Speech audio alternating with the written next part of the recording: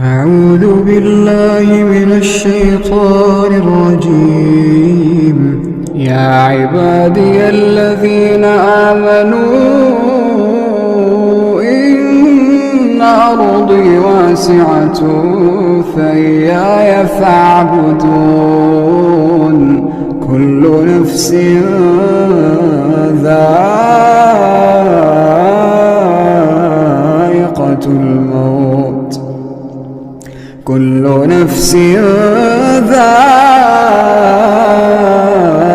الموت الساعي على الأرملة والمسكين كالمجاهد في سبيل الله أو كالصائم النهار أو قائم الليل کہ آپ صلی اللہ علیہ وسلم نے کہا جو بیواؤں کے لیے محنت کرے، بیواؤں کے لیے سہارا بنے، اس کے لیے تگ و دو کرے، کوشش کرے، اس کے لیے کمائے اور اسی طرح مسکینوں کے لیے کوشش کرے، وہ آدمی کا ثواب جنگ میں جا کر لڑنے والے مجاہد کے برابر ہے۔ اور کہا پوری رات ٹھہر کر قیام اللیل کرنے والے کے برابر ہے، دن بھر روزہ رکھنا، کنٹینیو روزہ رکھنے والے کے ثواب کے برابر ہے۔ اتنا بڑا مقام دیا گیا بیواؤں کو سہارا دینے والے کو، اتنا بڑا مقام دیا گیا یتیموں کی کفالت کرنے والے کو۔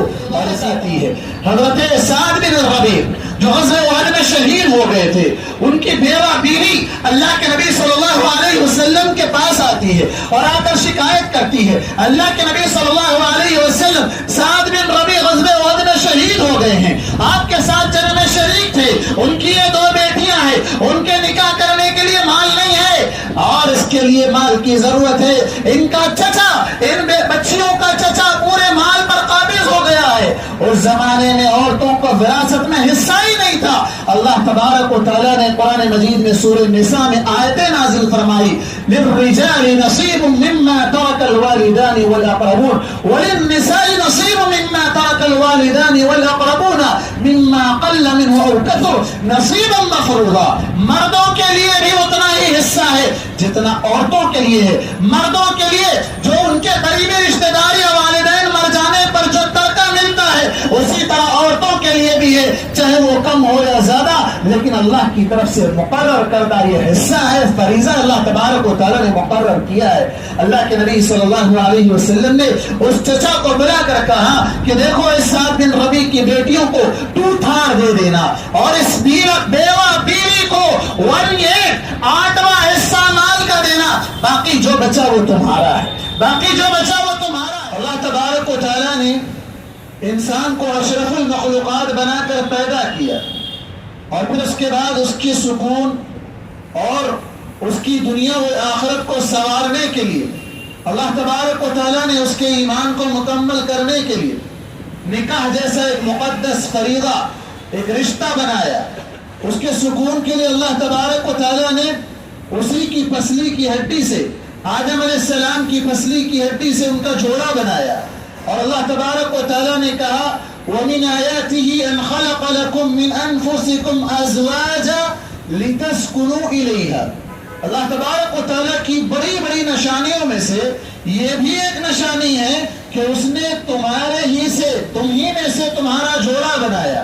اور کیوں بنایا؟ لِتَسْكُنُوا إِلَيْهَا، تاکہ تم سکون حاصل کرو۔ دونوں کو ایک دوسرے کے سکون کا ذریعہ بنایا گیا، دونوں کو شوہر اور بیوی کو ایک دوسرے کا لباس کہا گیا، دونوں کو ایک دوسرے کے سکون اور آرام کا باعث بنایا گیا۔ لیکن ہم دیکھتے ہیں کہ اللہ تبارک و تعالیٰ کی مشیت اور اس کی تقدیر اور اس کے قضاء الہی کے فیصلے سے ایسے حالات رونما ہوتے ہیں کہ بسا اوقات شوہر وفات پا جاتا ہے اور عورت بیوہ ہو جاتی ہے۔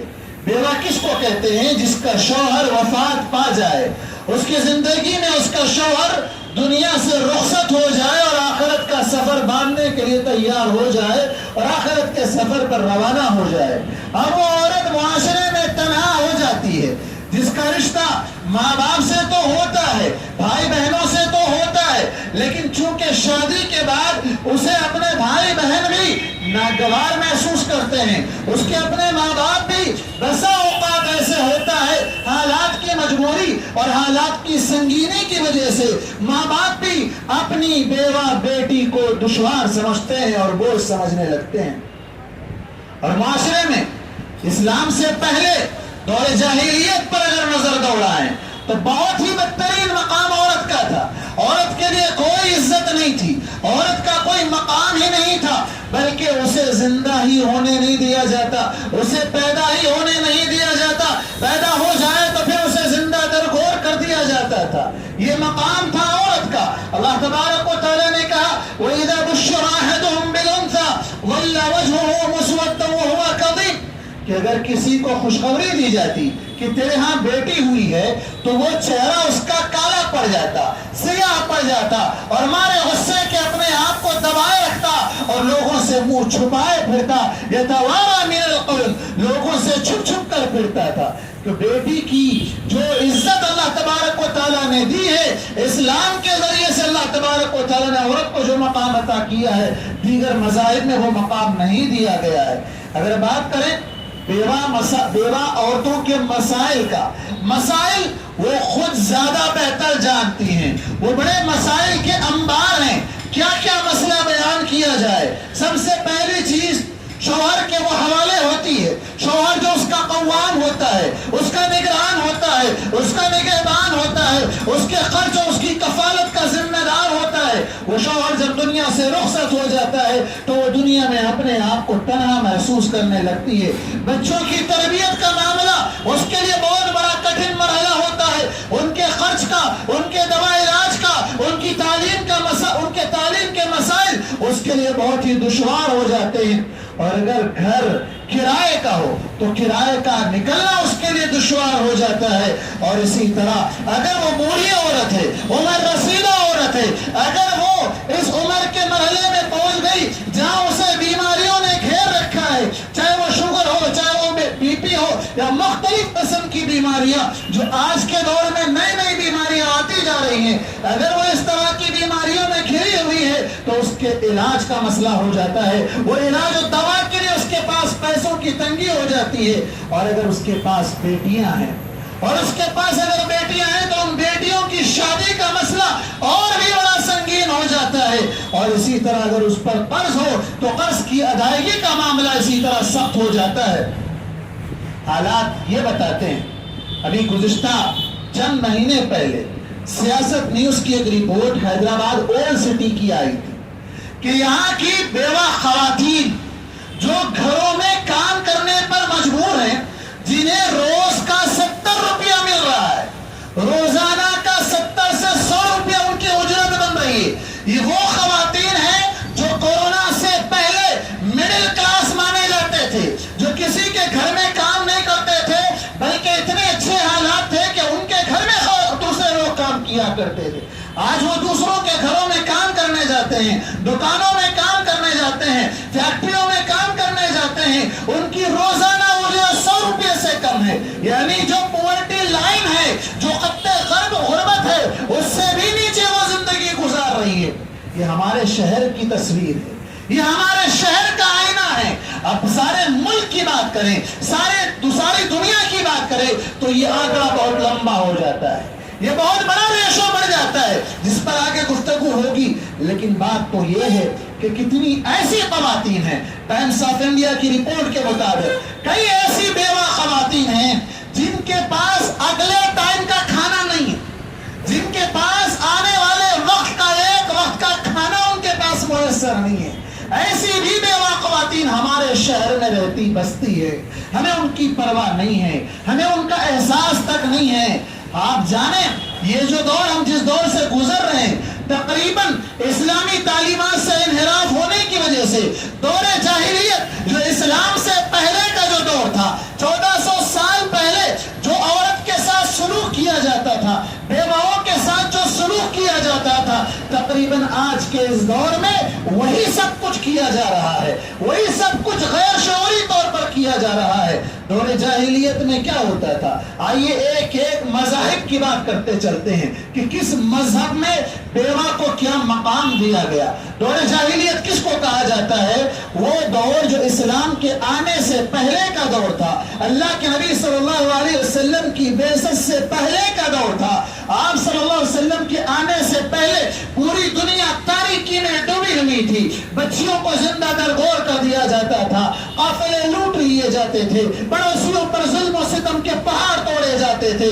مختلف قسم کی برائیاں اس معاشرے میں عام تھی. ان میں سے ایک برائی جو بڑی خطرناک برائی تھی وہ بیوہ عورت کے ساتھ بدسلوکی. ایسی بدسلوکی جس کو سن کر آپ کے آن کے رونگٹے کھڑے ہو جائیں گے. کیا طریقہ تھا اس زمانے میں؟ اگر کسی کا شوہر وفات پا جائے سب سے زیادہ منحوس اس عورت کو سمجھا جاتا تھا. اس عورت کا کیا قصور ہے؟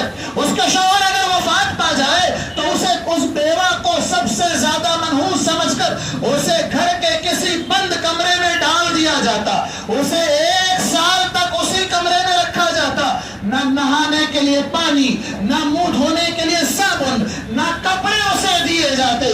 1 سال تک اسی ننگی بدبو میں رہتی, ایسی خطرناک بدبو. 1 سال کے بعد اس کے پاس ایک بچڑا گائے کا یا گدھے کا یا بکرے کا بچہ اس کے سامنے لا کر رکھا جاتا.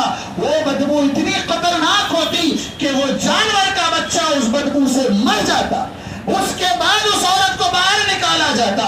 وہ نہاتی, تیار ہوتی, خوشبو لگاتی. اب اس کے پاس کوئی آپشن نہیں ہے کہ وہ آزادی کے ساتھ اپنے ماں باپ کے پاس جائے. اس کے پاس کوئی آپشن نہیں ہے کہ وہ اپنے بھائی, اپنے بہن کے پاس جائے. وہ اسی شوہر کے رشتہ داروں کی ملکیت بن جاتی. اس کے شوہر کے رشتہ دار, اس کے بھائی, اس کے دیگر خاندان والے اسے حیوان یا دیگر جس طرح کی وراثت کی تقسیم ہوتی ہے اس طرح وراثت میں اسے تقسیم کر لیا کرتے. اور اس کو اپنی مرضی سے نکاح بھی کرنے نہیں دیتے. نہ وہ خود نکاح کر سکتی, نہ یہ اس کا نکاح کرواتے, بلکہ اس کا حق مہر معاف کروا دیتے. اور جہاں نکاح کرواتے اپنی مرضی سے اس کا نکاح کرواتے تھے. اور بھی بے شمار قسم کی برائیاں ہیں. اور وارثین کی بات اگر کی وراثت کی اگر بات کی جائے تو اتنا برا سلوک کرنے والے اسے شوہر کے مال میں کیا وراثت دے سکتے ہیں؟ ان کے لیے کوئی وراثت نہیں تھی. جیسا کہ صحیح بخاری کی ایک روایت آتی ہے, حضرت سعد بن ربیع جو غزوہ احد میں شہید ہو گئے تھے, ان کی بیوہ بیوی اللہ کے نبی صلی اللہ علیہ وسلم کے پاس آتی ہے اور آ کر شکایت کرتی ہے. اللہ کے نبی صلی اللہ علیہ وسلم, سعد بن ربیع غزوہ احد میں شہید ہو گئے ہیں, آپ کے ساتھ جنگ میں شریک تھے, ان کی یہ 2 بیٹیاں ہیں, ان کے نکاح کرنے کے لیے مال نہیں ہے اور اس کے لیے مال کی ضرورت ہے. ان کا چچا, ان بچیوں کا چچا پورے مال پر قابض ہو گیا ہے. اس زمانے میں عورتوں کو وراثت میں حصہ ہی نہیں تھا. اللہ تبارک و تعالیٰ نے قرآن مجید میں سورہ نساء میں آیتیں نازل فرمائی, للرجال نصیب مما ترک الوالدان والاقربون وللنساء نصیب مما ترک الوالدان والاقربون مما قل منه او كثر نصیبا مفروضا. مردوں کے لیے بھی اتنا ہی حصہ ہے جتنا عورتوں کے لیے ہے. مردوں کے لیے جو ان کے قریبی رشتہ دار یا والدین مر جانے پر جو ترکہ ملتا ہے اسی طرح عورتوں کے لیے بھی ہے, چاہے وہ کم ہو یا زیادہ, لیکن اللہ کی طرف سے مقرر کردہ یہ حصہ ہے, فریضہ اللہ تبارک و تعالیٰ نے مقرر کیا ہے. اللہ کے نبی صلی اللہ علیہ وسلم نے اس چچا کو بلا کر کہا کہ دیکھو اس سعد بن ربیع کی بیٹیوں کو 2 تھار دے دینا اور اس بیوہ بیوی کو 1/8 حصہ مال کا دینا, باقی جو بچا وہ تمہارا ہے, باقی جو بچا وہ تمہارا ہے. پتا چلا کہ اللہ کے نبی صلی اللہ علیہ وسلم کی بعثت سے پہلے, آپ صلی اللہ علیہ وسلم کی نبوت سے پہلے خواتین کو وراثت میں کوئی حق ہی نہیں دیا جاتا تھا, ان کو کوئی حصہ ہی نہیں دیا جاتا تھا. اور اگر یہودیت کی بات کریں جو بہت بڑا آفاقی آسمانی کتاب والا مذہب مانا جاتا ہے, ان کے پاس جنہوں نے تورات کے اندر تحریف کی, جنہوں نے اللہ کے احکامات کو بدل ڈالا, ان کے پاس عورت کا کیا مقام تھا؟ عورت کی کوئی حیثیت نہیں تھی, بلکہ اس کے بنیادی حقوق سے بھی اسے محروم کر دیا جاتا. وراثت میں کوئی حصہ نہیں دیا جاتا, بلکہ وہ دیور کی ملکیت بن جاتی. جو شوہر مر گیا اس کے بھائی کی وہ ملکیت بن جاتی اور وہ اپنی مرضی سے جیسے چاہے اس کے ساتھ سلوک کیا کرتا. اور پھر اس کے بعد اس بھائی کے ذریعے سے جو وہ زنا کر رہا ہوتا ہے اس بھاوج کے ساتھ, اس کے ہونے والی اولاد کو اس کے اپنے فوت شدہ شوہر کی طرف منسوخ کیا جاتا، یہ بتانے کے لیے کہ اس کا نام باقی ہے، یہ بتانے کے لیے کہ اس کا نام باقی ہے، وہ مرا نہیں ہے۔ اس کے نام کو مٹنے دینے سے بچانے کے لیے اس فوت شدہ شوہر کی طرف اس بھائی کے نطفے کو منسوب کر دیا جاتا۔ عیسائیت کی اگر بات کی جائے تو بیوہ کو دوسرے نکاح کی ان کے پاس کوئی اجازت نہیں، بلکہ ان کے جو پادری ہوتے اس کو یہ مہذب زناکاری کا نام دیا کرتے تھے، اور یہ کہتے تھے کہ عورت صرف بچے پیدا کرنے کے لیے، اس کو کوئی حق حاصل نہیں ہے۔ اور اگر ہمارے اس ہندوستان کے ہندو دھرم کی اگر بات کریں، جس کے مختلف طبقات ہیں، مختلف قبائل ہیں، اور ان میں بعض اتنے خطرناک قبائل، اتنی خطرناک تعلیمات تھیں جس کو سن کر آپ کے رونگٹے کھڑے ہو جائے۔ ہندو دھرم میں بہت بڑی عزت والی بات مانی جاتی تھی کہ جس عورت کا شوہر وفات پا جائے وہ ستی والی رسم اپنائے۔ وہ کیا رسم تھی؟ وہ رسم یہ تھی کہ وہ عورت اپنے مردہ شوہر کے ساتھ زندہ جل جائے، زندہ اس کو جلا دیا جاتا تھا۔ اگرچہ کہ آج اس پر کنٹرول ہے، اگرچہ کہ آج اس پر شاید عمل نہ ہوتا ہو، لیکن پچھلے دور میں اس ستی کی رواج پر عمل کیا جاتا تھا، اسے زندہ جلا دیا جاتا تھا۔ یا پھر دوسرا آپشن یہ تھا کہ وہ زندگی بھر بیوہ بن کر رہے، زندگی بھر سفید ساڑی پہنے، بناؤ سنگھار نہ کرے، خوشبو نہ لگائے، کسی سے شادی نہ کرے، زندگی بھر بیوہ بن کر رہے۔ شمال کے علاقے میں ورنداون نامی ایک علاقہ ہے، اس علاقے کو مخصوص کیا گیا بیوہ عورتوں کے لیے۔ ہزاروں کی بیوہ عورتیں وہاں پناہ لیے ہوئے ہیں۔ یہ کیا ہے؟ بیوہ عورتوں کے ساتھ ان کے دھرم میں پایا جانے والا سلوک کا ایک جیتا جاگتا تصور اور ایک زندہ مثال ہے، اور اسے اتنا منحوس سمجھا جاتا کہ کسی کے گھر میں آنے نہیں دیا جاتا، کسی کی شادی برات کی تقریب میں اس کو شرکت کرنے نہیں دیا جاتا۔ اگر کسی جگہ وہ آ جائے تو یہ سمجھا جاتا کہ یہ منحوس عورت ہمارے گھر میں آئی ہے، ہمارے گھر کو اجاڑنے آئی ہے، ہماری تقریب کو برباد کرنے آئی ہے، لہٰذا اسے کہیں شرکت کرنے تک نہیں دیا جاتا، اور وراثت میں تو کوئی اسے حق ہی نہیں دیا جاتا۔ یہ تو تمام دیگر مذاہب کا معاملہ تھا بیوہ عورت کے ساتھ۔ آئیے اب بات کرتے ہیں ہمارے اسلام کی۔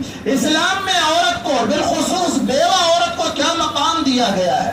بیوہ عورت جس کا شوہر وفات پا جائے، ابتدائی اسلام میں یہ حکم آیا تھا کہ وہ 1 سال تک اپنے شوہر کے گھر میں رہے گی، نان نفقے کی ذمہ داری اس کے گھر والے اٹھائیں گے، شوہر کے گھر والے اٹھائیں گے۔ لیکن بعد میں پھر اس میں تخفیف کی گئی اور یہ کہا گیا کہ 4 مہینے 10 دن تک وہ شوہر کے گھر میں عدت گزارے گی۔ اگر وہاں رہنا میسر ہو، وہاں اس کی عزت کا تحفظ ہو، وہ گھر کرائے کا نہ ہو، ایسا نہ ہو کہ اس کے پاس کرایہ ادا کرنے کے پیسے نہ ہو، اور اگر وہ اسی گھر میں رہے گی تو پھر اس کے لیے مصائب و مشکلات سامنے ہیں، تو پھر ایسی صورت میں اس کے لیے اجازت ہے کہ وہ کسی اور گھر میں عدت گزار سکے۔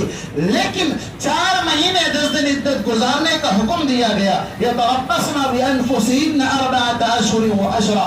وراثت کی اگر بات کی جائے، جیسے میں نے ابھی آپ کے سامنے قرآن مجید کی آیت پڑھی، للرجال نصیب مما ترک الوالدان والاقربون وللنساء نصیب مما ترک الوالدان والاقربون مما قل منه او كثر۔ اور اللہ تبارک و تعالی نے بیوہ عورت کے تعلق سے خصوصی طور پر سورہ نساء کی آیت میں فرمایا فلهن الربع مما ترکتم ان لم يكن لكم ولد، کہ اگر تمہاری اولاد نہ ہو، اگر تمہاری اس بیوی سے اولاد نہ ہو، تم مر جاؤ تو تمہارے چھوڑے ہوئے مال کا 1/4، 1/3 حصہ 25% اس عورت کا حق ہے، اس بیوہ عورت کو 25% دیا جائے گا۔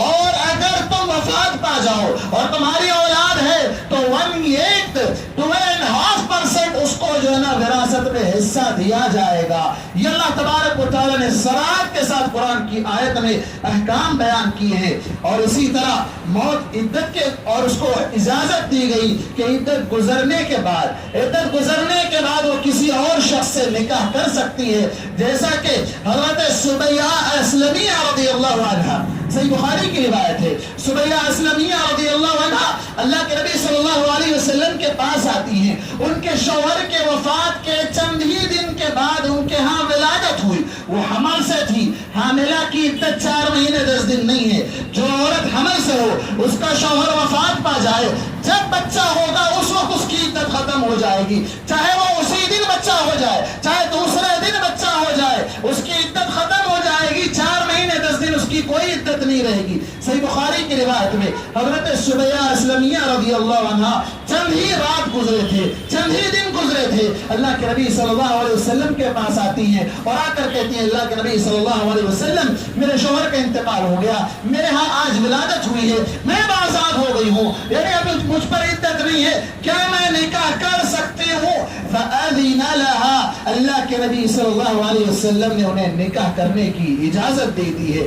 تو معلوم ہوا کہ اللہ تبارک و تعالیٰ نے عدت گزرنے کے بعد خواتین, بیوہ خواتین کو دوسرے نکاح کی اجازت دی ہے. بلکہ اللہ تبارک و تعالیٰ نے سورہ نساء کے اندر کہا یا ایھا الذین آمنوا لا یحل لکم ان ترثوا النساء کرہا, اے لوگوں جو ایمان لے آئے ہو, اپنی عورتوں کو تم زبردستی ان پر وارث نہیں بنو گے. کیا معنی ہے اس آیت کا؟ اس آیت کی تفسیر میں یہ بتایا گیا کہ جب کسی عورت کے شوہر کا انتقال ہو جاتا, اس کے گھر والے سے مراد اس کے شوہر کے گھر والے اس عورت کے زبردستی وارث بن جاتے, اسے ملکیت سمجھتے, اس کے شوہر کی ملکیت سمجھتے ہوئے, وراثت کا حصہ سمجھتے ہوئے اسے آزاد ہونے نہ دیا جاتا. جیسا کہ زمانے جاہلیت کی تصویر میں نے ابھی آپ کے سامنے بیان کی ہے. اللہ تبارک و تعالیٰ نے منع کیا, وہ اگر نکاح کرنا چاہتی ہیں تو انہیں نکاح کرنے کی اجازت دی گئی. اور اگر آپ اسوہ رسول دیکھنا چاہیں گے, اللہ کے نبی صلی اللہ علیہ وسلم کا اسوہ دیکھنا چاہیں گے, اللہ اکبر, اللہ تبارک و تعالیٰ نے جو کہا لقد كان لكم في رسول الله اسوة حسنة, اللہ تبارک و تعالیٰ نے بہترین اور کامل نمونہ اللہ کے نبی صلی اللہ علیہ وسلم کو بنایا ہے. آج اللہ کے نبی صلی اللہ علیہ وسلم پر اعتراض کرتے ہیں کہ آپ صلی اللہ علیہ وسلم نے حضرت عائشہ سے کم عمر میں شادی کی, اگرچہ کہ اس کے وجوہات اور اس کے جوابات اپنی جگہ پر موجود ہیں, یہ وقت نہیں ہے ان جوابات کے دینے کا, لیکن آج ہم انہیں آئینہ دکھانا یہ چاہیں گے کہ اللہ کے نبی صلی اللہ علیہ وسلم نے حضرت عائشہ سے کس عمر میں شادی کی تھی. آپ کو یہ تکلیف ہے. آپ کو اگر جاننا چاہیں اللہ کے نبی صلی اللہ علیہ وسلم نے اپنی سب سے پہلی شادی کب کی ہے, جب آپ کی عمر 25 سال کی ہے. اور آپ نے کس سے شادی کی ہے؟ حضرت خدیجہ رضی اللہ عنہا سے, جن کے پہلے 2 شوہر وفات پا چکے تھے. اللہ کے نبی صلی اللہ علیہ وسلم سے پہلے ایک شوہر ان کے وفات پا گئے, پھر انہوں نے دوسرا نکاح کیا, وہ بھی وفات پا گئے. پھر اللہ کے نبی صلی اللہ علیہ وسلم آپ کے تیسرے شوہر تھے. آپ کی عمر 25 سال اور حضرت خدیجہ کی عمر 40 سال, 15 سال کا ڈفرنٹ ہے. 15 سال عمر میں بڑی ہے, یہ نظر نہیں آتا. اللہ کے نبی صلی اللہ علیہ وسلم کا یہ اسوہ نظر نہیں آتا. 25 سال تک آپ نے ان کے ساتھ زندگی گزاری. آپ کی عمر 50 سال, ان کی عمر 65 سال. 65 سال میں وفات پاتی ہے. اس وقت تک اللہ کے نبی صلی اللہ علیہ وسلم کوئی دوسرا نکاح نہیں کرتے ہیں. 25 سال ان کے ساتھ زندگی گزارتے ہیں. ان کے انتقال کے بعد آپ نے دوسرا نکاح کیا. کس سے نکاح کیا؟ حضرت سودا سے نکاح کیا. حضرت سودا یہ بھی آپ سے عمر میں بڑی تھی, بلکہ اتنی بڑی تھی کہ انہوں نے باری حق زوجیت ادا کرنے کے سلسلے میں خدشہ ہوا تو اللہ کے نبی صلی اللہ علیہ وسلم سے اجازت مانگی اور کہا اللہ کے نبی صلی اللہ علیہ وسلم میں اپنی باری کسی کو دے دینا چاہتی ہوں, لیکن میں آپ کی زوجیت میں رہنا چاہتی ہوں, مجھے اپنی زوجیت سے مت نکالیے, میں آپ کو اپنی باری دے دوں, آپ جس کو چاہے یہ باری دے دے. حضرت عائشہ رضی اللہ عنہا کو آپ صلی اللہ علیہ وسلم نے ان کی باری دے دی تھی. اور اگر بات کریں ام سلمہ, حضرت حفصہ بنت عمر بن خطاب, عمر بن خطاب رضی اللہ عنہ کی بیٹی حضرت حفصہ, ان کے شوہر کا انتقال ہو جاتا ہے. ان کے شوہر کا انتقال ہو جاتا ہے. اس وقت وہ حضرت ابوبکر کے پاس آتے ہیں اور رشتہ پیش کرتے ہیں, میری بیٹی سے نکاح کر لو. حضرت عمر خاموش ہو جاتے ہیں, حضرت ابوبکر خاموش ہو جاتے ہیں. حضرت عمر کو غصہ آتا ہے, وہ حضرت عثمان کے پاس جاتے ہیں, حضرت عثمان کے سامنے رشتہ پیش کرتے ہیں. حضرت عثمان بھی خاموش ہو جاتے ہیں. ان کو مزید غصہ آتا ہے, جا کر اللہ کے نبی صلی اللہ علیہ وسلم سے شکایت کرتے ہیں, اللہ کے نبی میری بیٹی جو کہ بیوہ ہے اور اس کا شوہر وفات پا گیا ہے, اس کی عدت ختم ہو گئی ہے, کوئی اس سے شادی کرنا نہیں چاہتا ہے, اللہ کے نبی نے کہا لاؤ میں اس سے نکاح کر لیتا ہوں. یا رسول اللہ صلی اللہ علیہ وسلم نے حضرت حفصہ سے نکاح کیا تھا. یہ تیسری بیوی آپ صلی اللہ علیہ وسلم کی جو کہ بیوہ تھی, ام سلمہ بیوہ تھی. زینب بنت خزیمہ جنہیں ام المساکین کہا جاتا ہے وہ بھی بیوہ تھی. ام حبیبہ رملہ بنت ابی سفیان, ابو سفیان رضی اللہ عنہ کی بیٹی, وہ بھی بیوہ تھی, ان سے بھی نکاح کیا آپ صلی اللہ علیہ وسلم نے. صفیہ بنت حوی بن اخطب ایک یہودی کی بیٹی تھی, وہ بھی بیوہ تھی, اس سے بھی آپ صلی اللہ علیہ وسلم نے نکاح کیا. تقریباً 7 بیویاں آپ صلی اللہ علیہ وسلم کی بیوہ تھی. آپ نے انہیں یہ مقام دیا کہ اللہ تبارک و تعالیٰ نے وازواج امہاتہم کہ ان کی بیویاں اللہ کے نبی کی بیویاں مومنوں کی مائیں ہیں. اتنا بڑا عزت, اتنی بڑی عزت, اتنا بڑا مقام, اتنا بڑا وقار اللہ تبارک و تعالیٰ نے عطا کیا. یہ مقام اللہ کے نبی صلی اللہ علیہ وسلم نے دیا. آپ جانتے ہیں اللہ کے نبی صلی اللہ علیہ وسلم بعثت سے پہلے بھی ایسے ہی تھے, جیسا کہ خود حضرت بعثت سے پہلے ہی ہوئی تھی. اور حضرت خدیجہ خود بیان کرتی ہیں آپ صلی اللہ علیہ وسلم کا, جب پہلی مرتبہ آپ پر وحی آئی, آپ گھر کو آئے گھبراتے ہوئے, آپ صلی اللہ علیہ وسلم کو تسلی دیتے ہوئے حضرت خدیجہ نے کیا کہا تھا؟ حضرت خدیجہ نے کہا لن یخزیک اللہ ابدا, اللہ آپ کو کبھی رسوا نہیں کرے گا, اللہ تعالیٰ آپ کو کبھی رسوا نہیں کرے گا. اللہ کیوں؟ اس لیے کہ آپ رشتہ جوڑتے ہیں, اس لیے کہ آپ مہمان نوازی کرتے ہیں, اس لیے کہ آپ بوجھل لوگوں کا بوجھ ہلکا کرتے ہیں, اس لیے کہ آپ نہ کمانے والے لوگوں کو کما کر دیتے ہیں. کون تھے وہ نہ کمانے والے؟ وہ بے سہارا لوگ, وہ یتیم بچے تھے, وہ بیوہ عورتیں تھیں جنہیں اللہ کے نبی صلی اللہ علیہ وسلم کما کر دیا کرتے تھے. اور اللہ کے نبی صلی اللہ علیہ وسلم نے کیا کہا؟ انا وکافل الیتیم کہاتین فی الجنہ, یتیم بچے کی کفالت, وہ بچہ یتیم جس کے ماں یا باپ دنیا سے وفات پا جائیں, جس کے سر سے باپ کی شفقت اٹھ جائے, باپ کی محبت اٹھ جائے, وہ بچہ جو بے یار و مددگار بے سہارا ہو جائے, اس کو تسلی دینا, اس کے تمام اخراجات کی ذمہ داری اٹھانا. اللہ کے نبی صلی اللہ علیہ وسلم نے جنت میں ایسے آدمی کو اپنے ساتھ رکھنے کا وعدہ کیا ہے. اسلام نے بیوہ کو بھی سہارا دیا, اسلام نے یتیم کو بھی سہارا دیا, یتیم کی کفالت کا یہ مقام بتلایا, اور یتیم کی جائیداد یا اس کے مال کو کھا جانے والوں کو سخت الفاظ میں وعید سنائی اور کہا کہ یہ اپنے پیٹ میں جہنم کی آگ بھر رہے ہیں, اور کبیرہ گناہ قرار دیا جسے اللہ تبارک اللہ کے نبی صلی اللہ علیہ وسلم نے 7 الموبقات 7 ہلاک کرنے والے گناہوں میں ایک گناہ وہ اکل مال الیتیم, یتیم کے مال کھانے کو قرار دیا. اور اگر یتیم کی کفالت اور اسی طرح بیواؤں کی کفالت کی فضیلت کی اگر آپ بات کریں, اسلام نے اتنی بڑی فضیلت دی ہے کہ اس کے بڑھ کر کوئی دوسرا مذہب نہیں دیا ہے اور نہ دے سکتا ہے. صحیح بخاری کی روایت ہے, اللہ کے نبی صلی اللہ علیہ وسلم فرمایا الساعی علی الارملۃ والمسکین کالمجاہد فی سبیل اللہ او کالصائم النہار او قائم اللیل, کہ آپ صلی اللہ علیہ وسلم نے کہا جو بیواؤں کے لیے محنت کرے, بیواؤں کے لیے سہارا بنے, اس کے لیے تگ و دو کرے, کوشش کرے, اس کے لیے کمائے, اور اسی طرح مسکینوں کے لیے کوشش کرے, وہ آدمی کا ثواب جنگ میں جا کر لڑنے والے مجاہد کے برابر ہے. اور کہا پوری رات ٹھہر کر قیام اللیل کرنے والے کے برابر ہے, دن بھر روزہ رکھنا, کنٹینیو روزہ رکھنے والے کے ثواب کے برابر ہے.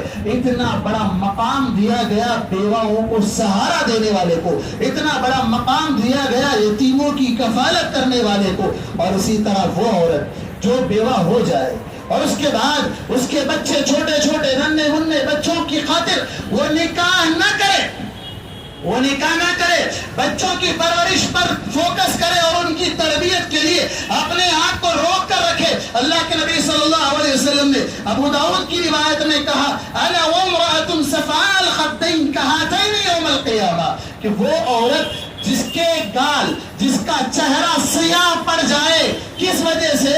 بچوں کی تربیت کے لیے وہ محنت میں لگ جائے, اور وہ ذات منصب و جمال, وہ بڑے عہدے کی ہے, وہ خوبصورتی اس کے پاس ہے, وہ چاہے تو نکاح کر سکتی ہے, لیکن بچوں کی خاطر نکاح نہ کر کے بچوں کی تربیت کے لیے وہ اپنے آپ کو روک کر رکھ لے. حبست نفسہا, اس نے اپنے آپ کو روک کر رکھ لیا. دیا یہاں تک کہ وہ بچے اس سے جدا ہو جائیں یا وہ بچے وفات پا جائیں، اس وقت تک اس نے اپنے آپ کو روک کر رکھا۔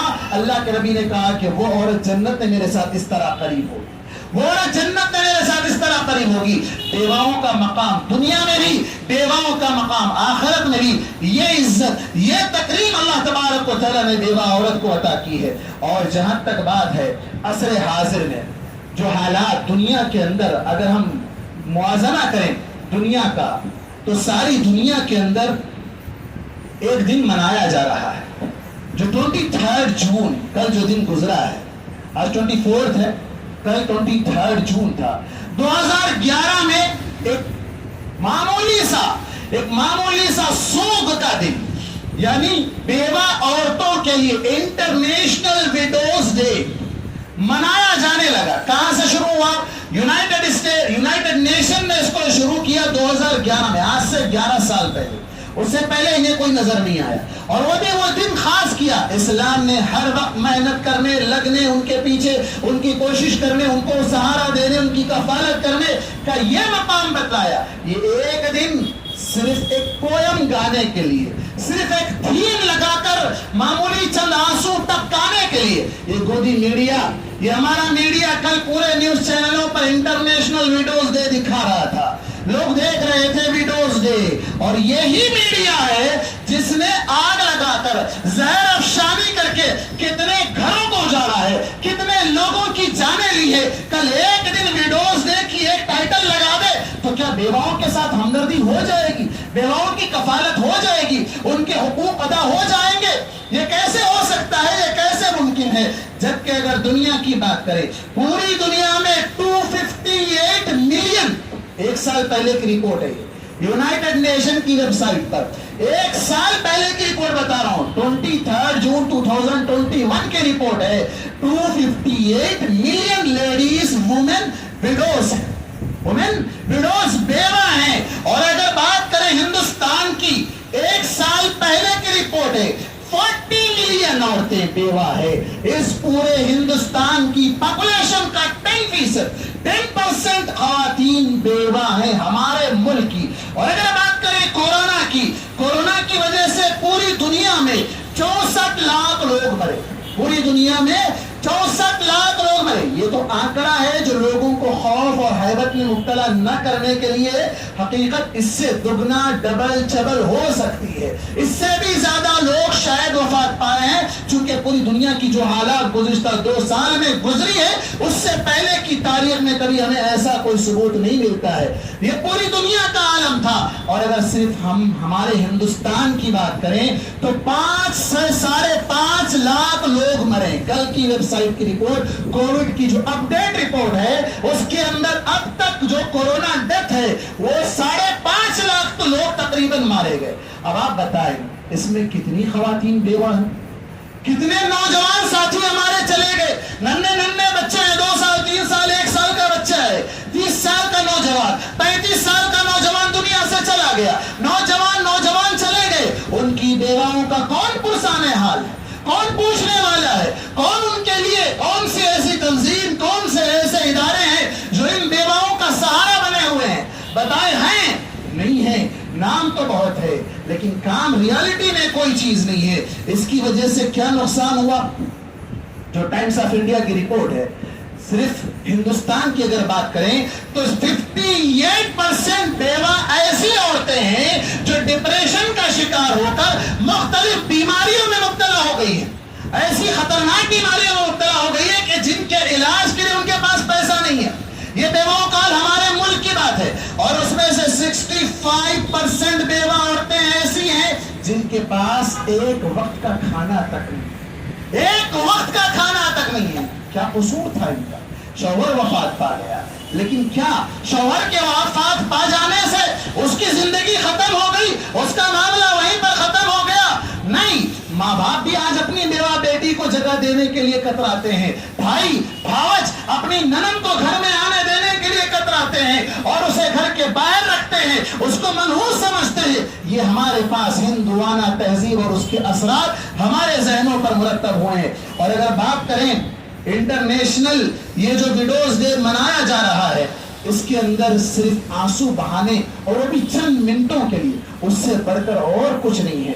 ہمیں ضرورت ہے کہ ان بیواؤں کے حقوق کی ادائیگی کے لیے کچھ ایسے اقدامات کریں جس کی وجہ سے اسلامی تعلیمات کی روشنی میں ان کو سہارا مل سکے، ان کے حقوق ادا کیے جا سکے، ان کی پریشانیاں ختم ہو سکے۔ سب سے پہلی چیز، انہیں وراثت میں حصہ دیا جانا چاہیے۔ جو شوہر کا مال جو چھوڑ کر چلا گیا، اس میں ان کی وراثت کا حصہ ہے، اس کو دینا چاہیے۔ اسی طرح اور اگر وہ نکاح پر آمادہ ہو، وہ نکاح کرنا چاہیں، اپنی عزت کو بچانا چاہیں، اپنی عصمت کو بچانا چاہیں، آپ جانتے ہیں یہ بے حیائی کا دور دورہ ہے۔ خواتین اپنی عزت کو تک گنوا رہی ہے اپنے بچوں کے پیٹ کو پالنے کے لیے، اپنے یتیم بچوں کے سہارے کے لیے گھروں میں، فیکٹریوں میں کام کرنے جاتی ہیں، ان کا جنسی استحصال کیا جاتا ہے، انہیں ہراسمنٹ کیا جاتا ہے، انہیں ستایا جاتا ہے، ان کی عزتیں لوٹی جاتی ہے۔ کوئی ہے ان عورتوں کا سہارا نہیں ہے، تو انہیں پاک دامن طریقے سے زندگی گزارنے کے لیے نکاح کی طرف بڑھائیں، نکاح کی ترغیب دلائیں۔ اور جو عورتیں، جو خواتین دوسرے نکاح کو حرام سمجھتی ہیں، معیوب سمجھتی ہیں، اپنے شوہر پر شک کی نگاہ ڈالتی ہیں، وہ یاد رکھیں، تھوڑی دیر کے لیے یہ سوچ لے، اگر اس کی جگہ میں ہوتی، اگر میرا شوہر وفات پا جاتا تو میرا کیا حال بنتا، میرے ساتھ کیا سلوک ہوتا، میرے ساتھ معاشرہ کس طرح مجھے نوچ کھا جاتا، میرے خاندان والے مجھے کس طرح منحوس سمجھتے۔ شوہر ہے تو شوہر پر حکومت چل رہی ہے کہ نہیں، دوسری شادی نہیں کرنا۔ اللہ تبارک و تعالیٰ نے جو اسلام میں 4 شادیوں کی اجازت دی ہے، کیوں؟ اسی لیے کہ معاشرے کی ایسی عورتیں جو بیوہ ہیں ان کا سہارا بن جائے، ایسی عورتیں جو مطلقہ ہیں، ایسی عورتیں جو خلا شدہ ہیں، ایسی عورتیں جو بالکل اب تک ان کا نکاح ہی نہیں ہوا ہے۔ کئی ایسی عورتیں بھی ہیں جو بوڑھی ہو گئی ہیں لیکن ان کا نکاح ہی نہیں ہوا ہے۔ ان تمام عورتوں کے حقوق ادا کرنے، ان تمام عورتوں کا سہارا بننے کے لیے اللہ تبارک و تعالیٰ نے 4 شادیوں کی اجازت دی ہے۔ ہاں، اور اسی طرح اس بات کو بھی بالکل ایسے حقوق کے طور پر جو اللہ تبارک و تعالیٰ نے حقوق دیے ہیں، اور اسلامی شریعت میں جب اللہ کے نبی صلی اللہ علیہ وسلم نے بیت المال کا نظام بنایا تھا، اس وقت ان بیواؤں اور یتیموں کا حصہ ہر مہینہ ان کا وظیفہ مقرر تھا۔ اور آج بھی حکومت کی کئی ایسی اسکیمز ہیں جو بیواؤں کے لیے جاری ہوتی ہیں، لیکن ان بیواؤں تک پہنچنے سے پہلے کئی ایسے بروکرز بیچ میں کھا کر ختم کر دیتے ہیں۔ وہ بیوائیں اپنی ایڑیاں گھس لیتی ہیں، چپل ان کے گھسے جاتے ہیں، لیکن انہیں کچھ نہیں ملتا ہے۔ تو ان کے جو حقوق ہیں انہیں دلوانا چاہیے، ان کے لیے ماہانہ وظیفہ مقرر ہونا چاہیے، اور یتیموں کی تعلیم اور تربیت کا بہترین اور معقول انتظام ہونا چاہیے۔ کیا پتا کوئی بچہ اچھے سے ذہن والا ہو اور وہ تعلیم پا کر اپنی ماں کا، اپنے گھر کا سہارا بن جائے، وہ کفالت کرنے والا بن جائے، وہ خود کفیل بن جائے۔ باتیں تو بہت ہے کہنے کے لیے، وقت شاید مجھے اس کی اجازت نہیں دیتا، لیکن اتنا تو ضرور کہوں گا کہ دیگر مذاہب میں بیوہ عورت کے ساتھ بہت بدسلوکی کی گئی، اسلام نے اسے بہت اونچا مقام دیا ہے۔ اللہ تبارک و تعالیٰ آج جہاں کہیں بھی دنیا میں بیوہ ہیں، اور خصوصاً جو مسلم بیوہ عورتیں ہیں، ان کی عزتوں کی حفاظت فرمائے، انہیں اللہ تبارک و تعالیٰ ان کی جو بنیادی ضروریات ہے اس کی تکمیل فرمائے، انہیں اللہ تبارک و تعالیٰ صحت کاملہ اور شفا عاجلہ عطا فرمائے، ان یتیم بچوں کا ہمیں سہارا بننے کی توفیق عطا فرمائے، اور ہم تمام کو نبی کریم صلی اللہ علیہ وسلم کے ساتھ جنت میں آپ کی رفاقت نصیب فرمائے۔ آمین۔ وآخر دعوانا الحمد للہ رب العالمین۔